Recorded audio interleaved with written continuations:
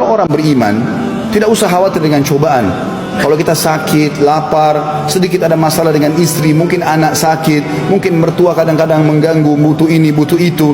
Mungkin kadang-kadang ada cobaan orang dengan iparnya, dengan orang tuanya. Itu ada, bukan cuma anda sendiri. Semua kita sama. Rasulullah SAW menghadapi masalah dengan istrinya.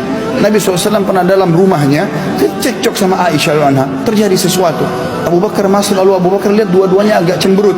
Lalu Abu Bakar marahi Aisyah sambil mengatakan, wahai Aisyah, apa yang kau katakan pada Nabi SAW? Nabi langsung senyum mengatakan, sudahlah Abu Bakar, saya sudah maafkan. Kata Abu Bakar, kalau begitu saya akan keluar dari rumah ini. Lalu Aisyah sembunyi di belakang Nabi SAW karena takut ayahnya marah. Lalu Nabi SAW mengatakan, sudah saya maafkan. Kemudian Abu Bakar mengatakan, saya akan keluar dari rumah ini, saya akan ucapkan salam lagi, sambut saya dengan senyuman ini. Maka Abu Bakar pun keluar lalu membuka salam. Lalu Nabi SAW dan Aisyah sudah baikan, kemudian mereka senyum. Manusiawi. Kalau sesuatu masalah teknis kadang-kadang orang tidak cocok, itu biasa, ada cobaan datang. Tapi untuk orang beriman teman-teman, cobaan itu sangat baik. Mengingatkan kita bahwasanya kita tidak selama hidup di dunia. Cobaan itu akan menghentikan kita dari kemaksiatan. Orang kalau lagi sakit, lagi ada masalah terlilit utang, lagi ada masalah berat, enggak ada pikirannya buat dosa.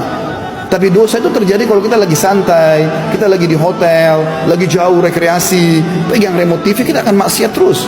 Tapi kalau kita lagi sibuk dengan kegiatan, tidak usah bicara masalah ibadah, sibuk dengan lembur kantor saja, ada target dunia yang kita sedang kejar, ingin mengejar uang lembur misalnya, teman kita telepon, ayo kita ke karaoke, oh maaf saya belum bisa malam ini, memberhentikan kita dari kemaksiatan. Dan ini manfaatnya besar. Cobaan itu akan sangat besar. Cobaan akan bisa meninggikan derajat seseorang. Kalau dia orang beriman, maka akan meninggikan derajatnya. Ada derajat di surga, saudaraku seiman. Butuh 100 tahun sholat, butuh 100 tahun puasa, ibadah, tapi umur kita cuma 60. Allah mau sampaikan kita di situ. Bagaimana caranya? Allah coba dengan penyakit 10 tahun. Allah akan coba ada orang utang tidak bayar 2 tahun. Sabarin.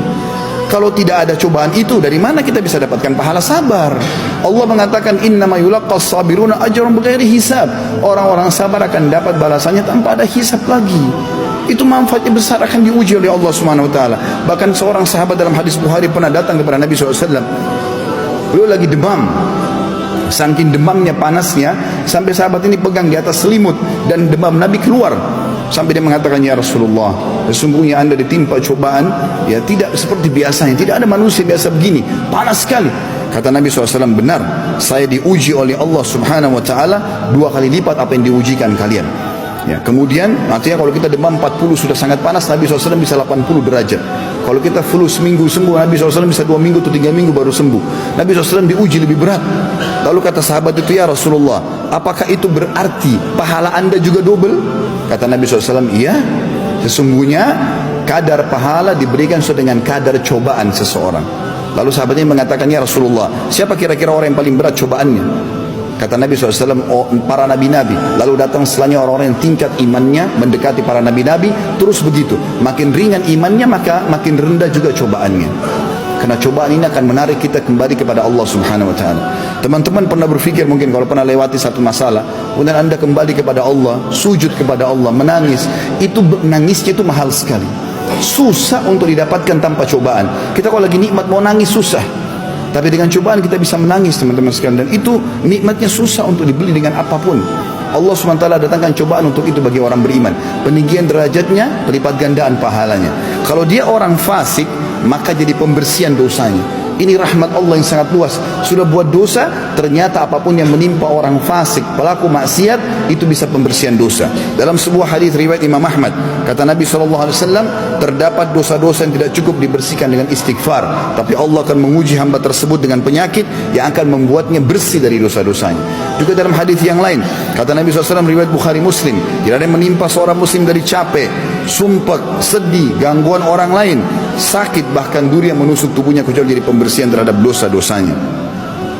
Jadi penyebab, kalau orang mukmin cobaan datang untuk membersihkan dosa dan derajat. Kalau orang fasik, pembersihan dosa dan peringatan bagi dia.